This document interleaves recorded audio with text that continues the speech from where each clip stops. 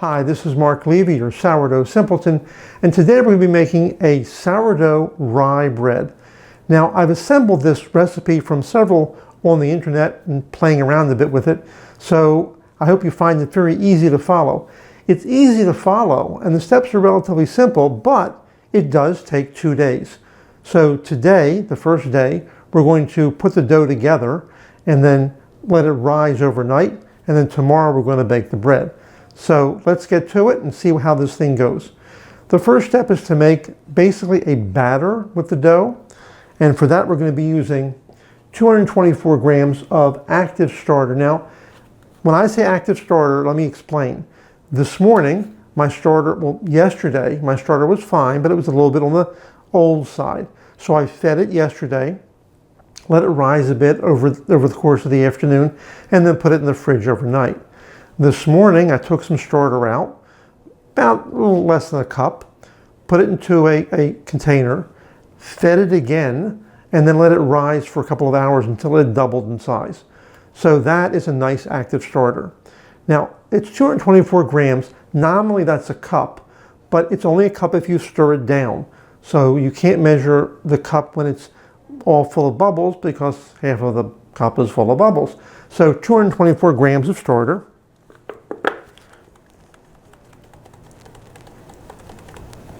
Into our bowl. And then we're going to add in 375 milliliters, or about a cup and a half of water. And this water is going to be a little on the warm side, about 110 degrees. And I'm actually going to pour it into my cup from the starter to help make sure that I get all the starter out of my cup. And it's pretty much out of there. Next, we're going to add some flour. Two kinds of flour, 145 grams of stone ground rye flour. This can be light rye, this can be dark rye, this can be pumpernickel rye, whatever you happen to like. This is actually about a medium rye flour. And finally, 140 grams of which is about a cup, of King Arthur bread flour. And folks, that's it for the first step. We're going to put this onto the stand mixer, and we're going to mix this with the paddle for a while until it forms a nice kind of a doughy batter. So we're going to let this go for a little bit, and let me show you what it looks like. Now, as you can see, right now at this stage, it's kind of, still separated, hasn't really come together as a nice batter. But we'll let it go for a little bit longer, and I'll come back in a second and show you how it looks then. And I think you can see now it is much more of a batter, and all of the various elements are incorporated together. So at this point in time, we can stop the mixer. You can see how it looks. And we're going to set this aside for between 30 and 60 minutes just to let everything kind of merge together. After that, we're going to add some more flour, but we'll get there in a minute. So once again, the ingredients at this point in time were 224 grams of active starter, 375 milliliters of water, 145 grams of rye flour, stone ground rye flour, and 140 grams of bread flour. I use King Arthur. We'll see you back in about 30 minutes to 60 minutes, depending on what's happening and how the dough looks. We'll be back then. Welcome back. It's been about 45 minutes, and we've allowed the batter, if you will, to sit in the bowl. I may not have told you, but you should cover it and keep things from falling into it, I assume, and it just keeps a nice humid environment. We've also switched out the paddle on the mixer for the dough hook, and now we're ready to go to the next step. So we'll take the bowl with the batter in it. And we're going to add to this batter the rest of the flour, which is 210 grams of bread flour. Now I'm going to tell you, the last time I made this, I had to add some more flour because this wasn't quite enough. So we're prepared to do that today if we have to. But 210 grams of bread flour to get started, 12 grams of non-iodized salt, We're also going to add 2 teaspoons of honey. Gives us a little bit of a sweetness, and it does help the crust to form as well. And you can be generous with this. It doesn't have to be exact.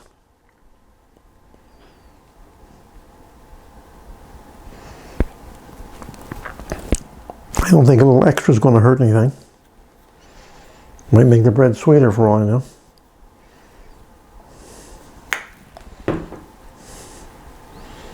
And I use the old natural spatula and we'll wash that off in a few seconds. So we're now going to use the hook and just start to beat this at a low speed until it comes together as a dough.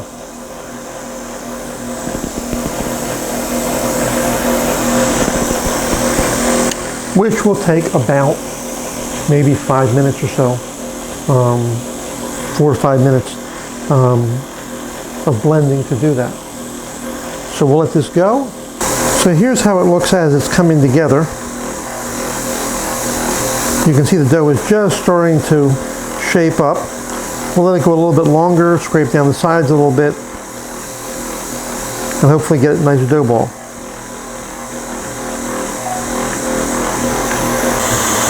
Now, as it's mixing, we can check it, and it is just a little bit still sticky. So we're going to go ahead and add about a tablespoon of flour to the mix, and we'll see if that doesn't help bring the dough together. Okay, I've repositioned the camera a bit so you can see my work surface better.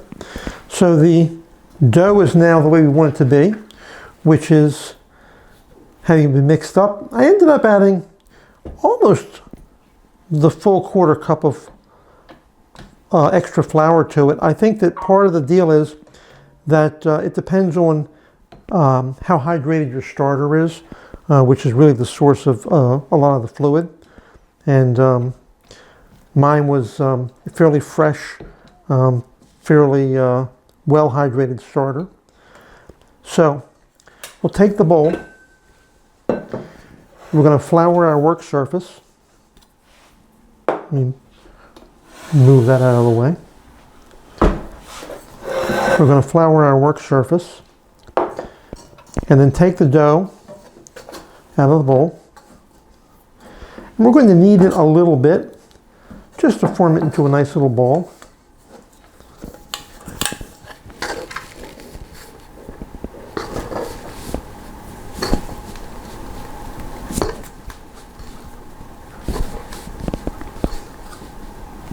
You can see it's a fairly thick dough, not very sticky, but will work very nicely. Now you may be asking, this is a rye bread, can we put seeds in it? And the answer is yes, not now. The seed step actually is after this dough has a chance to come together as a good dough and rise a bit. I'm not going to put seeds in it because, quite frankly, I don't like a seeded rye. That may be sacrilege, I know, but I prefer my rye bread unseeded. However, I'll let you know at the right time if you wanted to add caraway seeds to the rye. So we're just using a little bit extra bench flour to keep this thing from sticking. And we're going to knead it a little bit using the heel of your hands and the bench scraper to keep it all nice and together. It doesn't need a lot. I mean, when you feel it, you'll feel it's a very well put together dough. It's very smooth and makes for a very nice bread. This particular batch of dough is going to make one very nice loaf of rye bread. And we're going to use a banneton actually to form that loaf so that it looks very nice and that makes nice for sandwiches and like that. So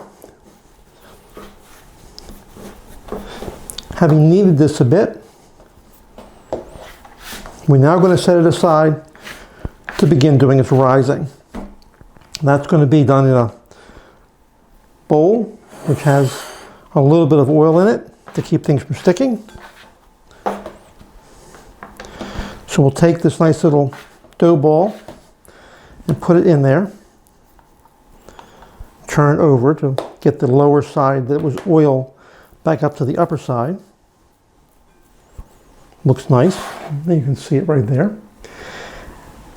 We're going to cover this with plastic wrap and let it sit for about a half an hour, give or take. And then we're going to start doing some book folds on this. We're going to do it at half an hour and an hour and 2 hours like that. I'll tell you as we go along. After that, it goes in the refrigerator overnight. We pick up the process tomorrow morning when we'll actually bake the bread.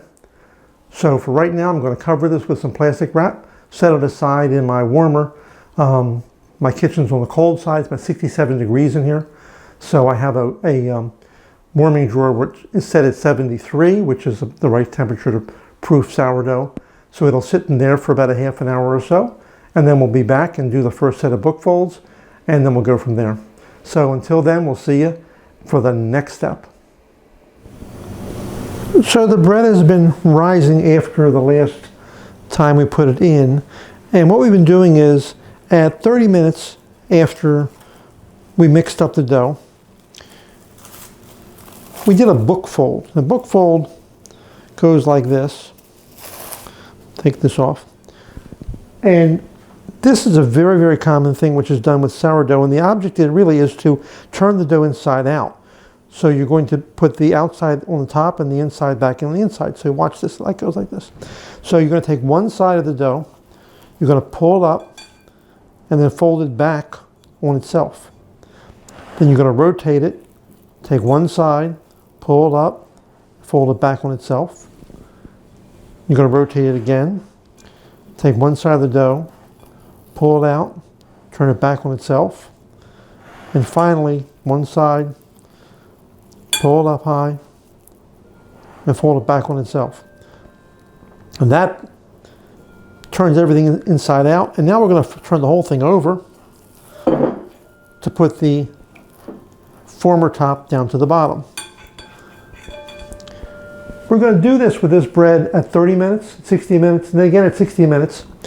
And then we're going to do a quick knead to make sure it's all mixed up well and put it in the refrigerator overnight. So we're going to leave this video now with this, and you see how it looks right now. And the next time you see it will be overnight after being in the refrigerator, and then we're going to bake the bread. We'll see you then. Well, here we are on the next morning. The dough has been in the refrigerator batch fermenting overnight, and it's covered with plastic wrap, so it's kind of hard to see, but I'll take a look at it. What you'll notice is that it certainly has risen, and it's actually a much softer, more vibrant dough. We're going to knead it a little bit. I have my little mat here. We'll put some bench flour on. Not a lot, but enough to keep things from sticking.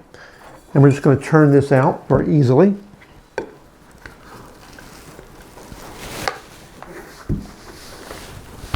Okay. I'm like moving the mat a little bit. And we're just going to take a couple of quick kneads, take the bubbles out. You'll find that this one has a bunch of air bubbles, was a very active starter, and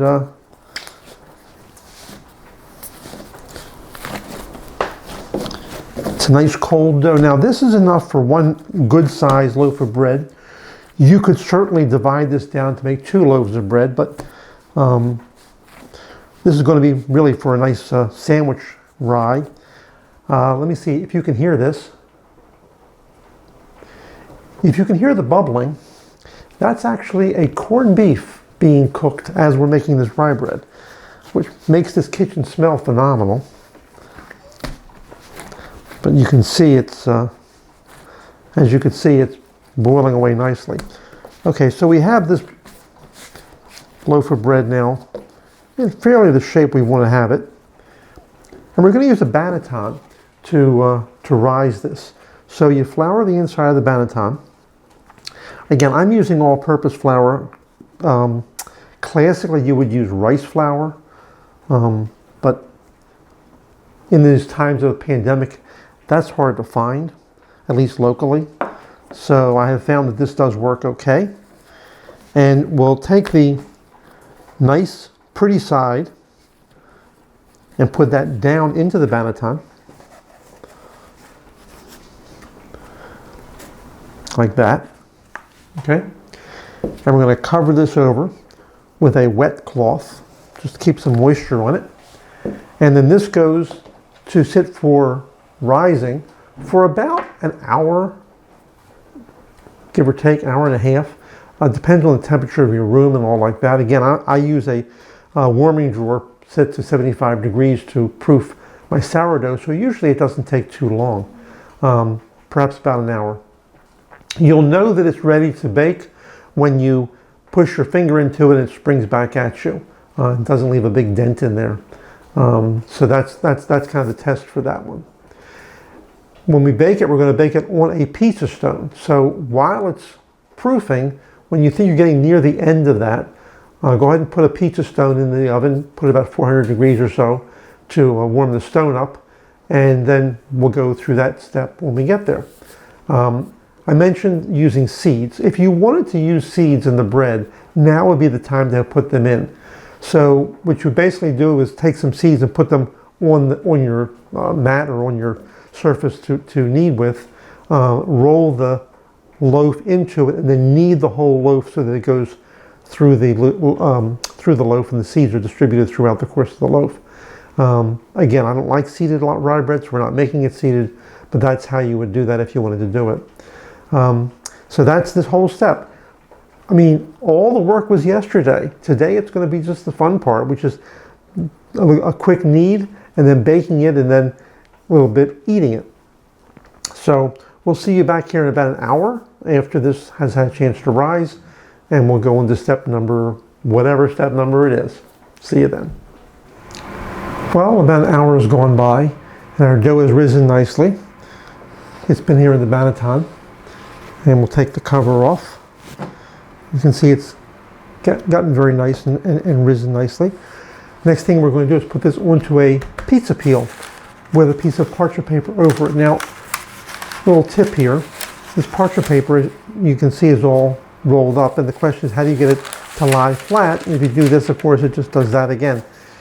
The easy answer is you give it a very loose crinkle, like that. And now, it will lie nice and flat without a problem. You can turn it over if the edges curl a bit for you, but that's clearly the easiest way to make the paper lie nice and flat. We're going to take the bread and put it right in the middle of the pizza peel, like that. And then remove the banneton, which gives us a very, very nice loaf.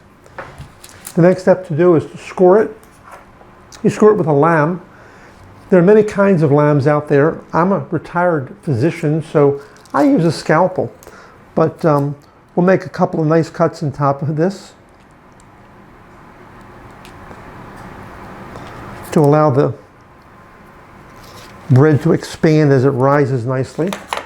And then we're going to cover the whole top with an egg white wash. Now this is just egg white, and I actually added about a teaspoon of water to the white of one egg, and that allows me to brush it a little bit easier, but still makes for a very, very nice crust. There's a little bit of flour left on the surface of the bread from the banneton, so you can tell where you brush the egg very easily because the flour gets wet. About a half an hour ago, I turned the oven on with a pizza stone in it. Oven was set at 425. I think I said 400 before, but 425 is probably better. If you've got a convection oven, remember, you can use convection, but lower the temperature by about 25 degrees. I'm not using convection for this loaf of bread. So now it's all nicely covered by the egg wash. We're going to go ahead and take it over to the oven. I'll meet you over there. Well, it's time to put it in the oven, so here we go. Bread is on the peel. Stone is in the oven. And on the parchment paper, you just slide it right onto the stone. And we're going to let it cook for approximately a half an hour, 35 minutes. The last time I did this, it took 35 minutes pretty much. You'll know the bread is done when the internal temperature of the bread is 190 to 200 degrees Fahrenheit. And we're going to measure that to make sure. So we'll see you in about a half an hour and see how this bread looks. So the timer's going off. It actually went about 10 minutes longer.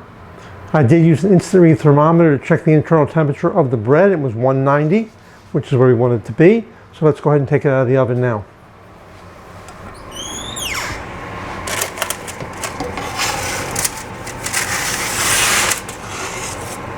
And I think the first thing you can appreciate is that it is a lot bigger than the original dough was.